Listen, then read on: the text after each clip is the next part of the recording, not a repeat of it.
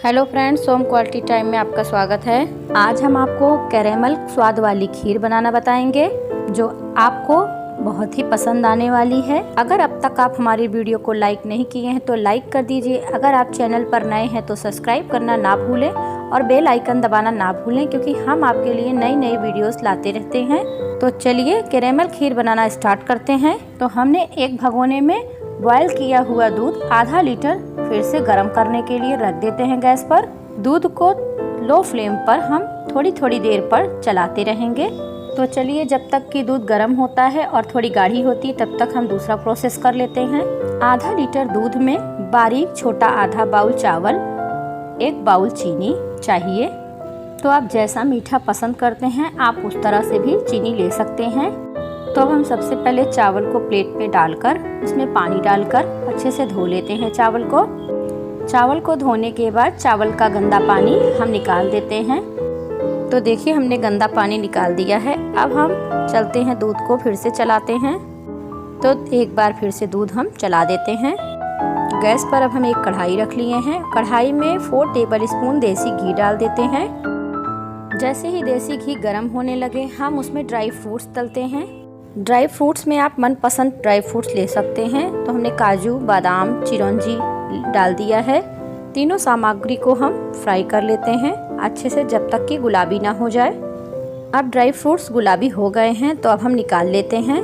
तो अब हम बचे हुए घी में किशमिश डालकर किशमिश भी फ्राई कर लेते हैं। अब किशमिश फ्राई हो गए हैं तो अब हम इन्हें एक प्लेट पर निकाल लेते हैं। कढ़ाई में 1 टेबल स्पून देसी घी बचा है। उसी घी में हमें चावल को हल्का सा मिक्स करना है। घी और चीनी को अच्छे से मिक्स करने के बाद हम थोड़ा सा पानी डाल देते हैं। थोड़ा पानी डालने के बाद हम चीनी को लगातार चलाते रहेंगे लो फ्लेम पर। लगातार चलाते समय देखेंगे चीनी का थोड़ा रंग बदलने लगेगा। तब तक हम एक बार दूध को फिर से चला लेते हैं। तो देखिए, दूध अच्छे से गाढ़ी हो गई है। अब हम इसमें चावल डाल देते हैं। अब चावल डालने के बाद अच्छे से चला देते हैं। तो अब चावल और दूध अच्छे से 20 मिनट तक गाढ़ी होने तक पकाएंगे। तो देखिए, चीनी में कितना झाग बनने लगा है। तो चीनी गाढ़ी होकर रंग बदलने लगा है। तो चलिए अब चावल चेक कर लेते हैं।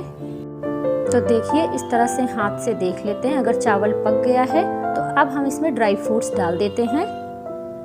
अब ड्राई फ्रूट्स डालकर भी 10 मिनट तक हम पकाएंगे लो फ्लेम पर। तो देखिए, खीर कितनी गाढ़ी हो गई है। तो जैसे ही खीर गाढ़ी हो गई है तो हमें गैस बंद करके खीर को नीचे उतार लेना है। तो अब कैरमलाइज चीनी को दूध में डाल देते हैं। कुछ इस तरह से छौंके की तरह लग जाता है।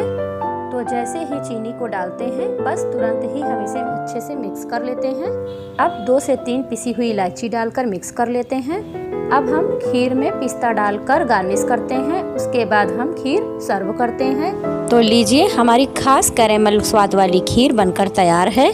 तो आप भी इन्हें घर पर बनाकर ट्राई कीजिए।